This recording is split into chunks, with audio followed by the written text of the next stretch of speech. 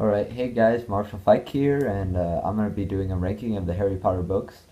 Um, I'll be going over each book from 1st to 7th, and I'll give them kind of a rating, and I'll go over my favorite three books, and I'll just explain why I like some books better, and then, yeah. So we're going to go in order. So first we're starting out with Harry Potter and the Sorcerer's Stone. Um, Out of 10, I gave this book a 7.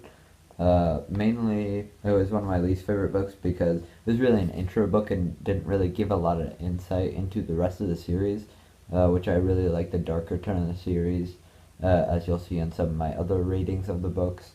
But it didn't give a lot of insight to like Voldemort, or things like that, and it was kind of just a little bit childish for me, so that one gets a 7.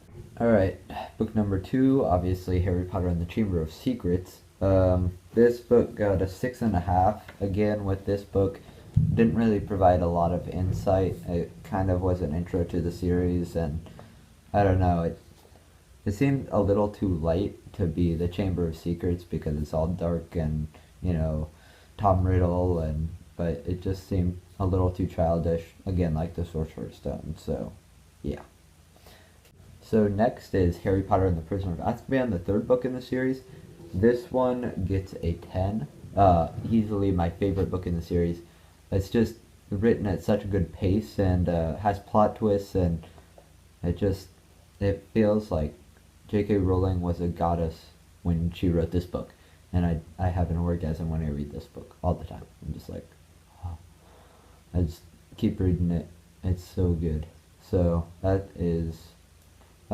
book gets a 10. Alright, number 4 in the series, Harry Potter and the Goblet of Fire. I gave this book an 8.5, mainly because it was really well written, just like the third one. It's just some parts of it, like Harry's life was taken up by the Triwizard Tournament, and you didn't really get a lot of insight into his, other parts of his life. I thought the Quidditch World Cup was really cool, and that was one of my favorite parts of the book. And then the end where Harry gives money to Fred and George, and I thought that was really cool. So that gets an 8.5.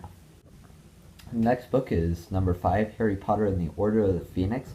This is one of my favorite books again, especially because it gave an interesting transition to the darker tone of the series, and you just get to see Harry and his friends training to go against these Death Eaters, which are way older than them and trained by Voldemort, and you just get to see them like kind of grow up so they get ready for the Battle of Hogwarts and in the 7th movie and move on to greater stuff. And so that book gets a 9. So I thought this was an excellent book, and it was really long, which really gave you a lot of time to introduce you to a lot of new things. So that was really good. Alright, number 6 in the series, The Half-Blood Prince, was really close to number 5. It also got a 9, but I just like Order of the Phoenix a little bit better. It was an excellent step into darkness, just like the Order of the Phoenix. A lot of new stuff and challenges, and it was pretty long, like the Order of the Phoenix. So pretty much why I like the Order of the Phoenix is why I like The Half-Blood Prince. It's just a really well-written book. So. And last, we have the 7th book in the series, which is Harry Potter and the Deathly Hallows. And I gave this book a 7.5, mainly because it got really slow at times. Like when they camp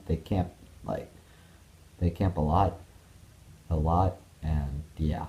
So, for that reason, it was an epic end to the series. Don't get me wrong, and a lot of cool stuff with the Deathly Hallows.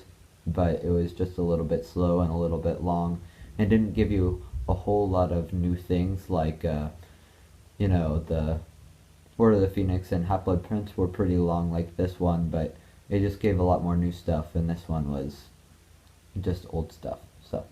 So thank you guys for watching this video, and I hope you liked it, and subscribe or don't, because this is going to be the only video I make, so yeah.